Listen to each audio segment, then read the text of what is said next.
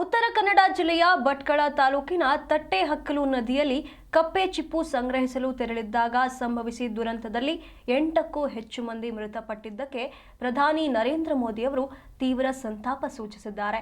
ಈ ದುರ್ಘಟನೆಯಲ್ಲಿ ಮೃತಪಟ್ಟವರ ಕುಟುಂಬಗಳಿಗೆ ಪ್ರಧಾನಮಂತ್ರಿಗಳ ರಾಷ್ಟ್ರೀಯ ಪರಿಹಾರ ನಿಧಿಯಿಂದ ತಲಾ 2 ಲಕ್ಷ ಪರಿಹಾರ ಘೋಷಿಸಲಾಗಿದ್ದು, ಗಾಯಾಳುಗಳಿಗೆ 50,000 ಪರಿಹಾರ ಘೋಷಿಸಿದ್ದಾರೆ.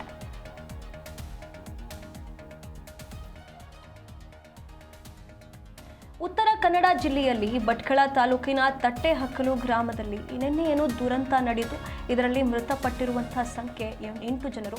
8 ಜನರು ಕಪ್ಪೆ ಚಿಪ್ಪು ಸಂಗ್ರಹಿಸುವುದಕ್ಕೆ ಅಂತ ಹೇಳಿ ನದಿಗೆ ತೆರಳಿದ್ರು. ಈ ವೇಳೆ ಈ ಒಂದು ದುರ್ಘಟನೆ ಸಂಭವಿಸಿ 8 ಜನರು ಸಾವನ್ನಪ್ಪಿದ್ದಾರೆ.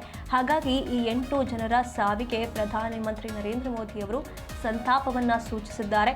ಅಷ್ಟೇ ಅಲ್ಲದೆ ಮೃತಪಟ್ಟವರ ಕುಟುಂಬಗಳಿಗೆ ಪ್ರಧಾನಮಂತ್ರಿಗಳ ರಾಷ್ಟ್ರೀಯ ಪರಿಹಾರ ನಿಧಿಯಿಂದ ತಲಾ 2 ಲಕ್ಷ ಪರಿಹಾರವನ್ನ ಘೋಷಿಸಲಾಗಿದೆ. ಹಾಗೆ ಗಾಯಾಳುಗಳಿಗೆ 50,000 ಪರಿಹಾರವನ್ನ ಪ್ರಧಾನಿ ನರೇಂದ್ರ ಮೋದಿ ಅವರು ಘೋಷಿಸಿದ್ದಾರೆ.